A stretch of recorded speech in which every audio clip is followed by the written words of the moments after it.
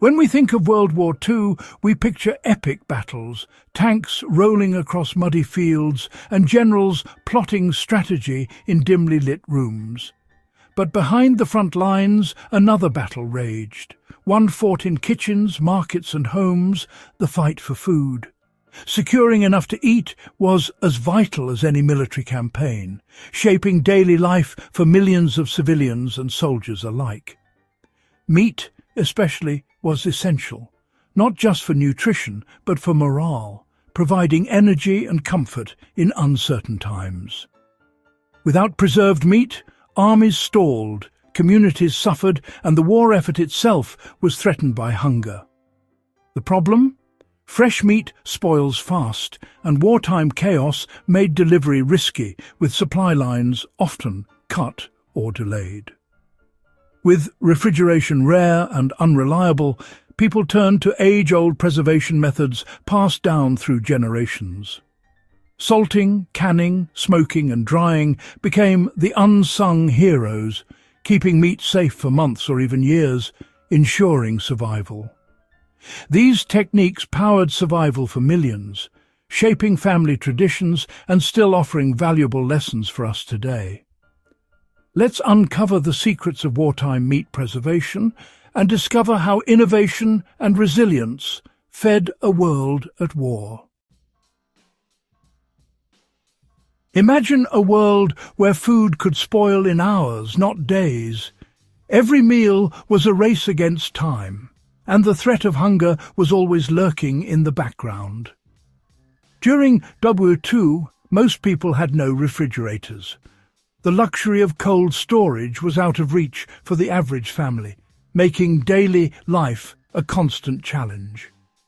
Food had to be bought, cooked and eaten quickly. There was no room for leftovers. Shopping for fresh ingredients became a daily ritual, not a weekly convenience. Housewives queued for hours for a scrap of meat, often returning home with less than they hoped for, but grateful for anything at all. A warm day could ruin a week's supply in a matter of hours, turning precious food into waste and forcing families to start over. For armies, the challenge was even greater, feeding thousands on the move, far from fresh supplies with little margin for error. A single break in the supply chain could mean disaster, leaving soldiers and civilians alike vulnerable to hunger and uncertainty. Preserved meat became the backbone of military and civilian survival, offering a rare sense of security in uncertain times. It could be stockpiled, transported and rationed, fueling soldiers, cities and resistance fighters alike, no matter how dire the situation. In a world without refrigeration, preservation was the only shield against hunger, and every household depended on it for survival. Mastering these methods was a matter of life and death, a daily struggle that shaped the resilience of an entire generation. Salt, humanity's oldest food preserver. By drawing out moisture, salt stops bacteria in its tracks. During the war, salting was simple and accessible, just meat, salt, and a cool place. Families cured hams and bacon, navies relied on barrels of salted beef and pork. Salt horse wasn't tasty, but it kept sailors alive on long voyages. In occupied lands, hidden barrels of salted meat meant survival and quiet defiance. Knowing how to salt and cure meat became a priceless skill passed down through generations. This ancient practice was reborn, helping millions endure the war's hunger. Salt was more than a preservative. It was hope in a barrel. Canning was the modern marvel of food preservation, transforming the way people stored and consumed food. It was a breakthrough that changed daily life and wartime survival alike. By sealing meat in tins and heating them, food stayed safe and ready to eat for years, protected from spoilage, pests, and the elements. This process made it possible to transport meals across continents and through time. Soldiers relied on canned corned beef, spam, and stews, portable, durable, and morale-boosting. These tins became a lifeline, providing comfort and nutrition far from home. Cans could be airdropped, shipped, or carried anywhere, feeding troops in the harshest conditions. No matter the terrain or weather, canned food was a reliable source of sustenance. On the home front, families joined the effort, canning vegetables and meat from victory gardens. Home canning became a patriotic duty, connecting households to the war effort. Community canning centres sprang up, turning harvests into winter security. Neighbours gathered to share knowledge, resources, and a sense of purpose. Every jar or tin preserved at home eased pressure on national supplies, helping to ensure that soldiers and civilians alike had enough to eat. Canning empowered ordinary people, making food security a collective act.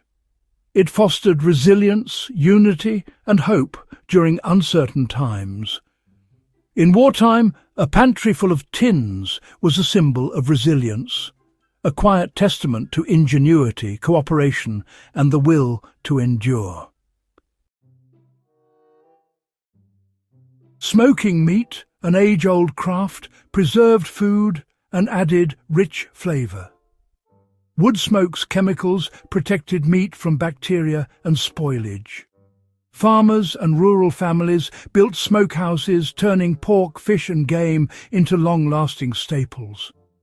For resistance fighters, smoking was a lifeline, turning a hunt into portable, nourishing food. Smoked meat could be carried for days, eaten on the move, and required no extra cooking. This method empowered small groups using local knowledge and resources.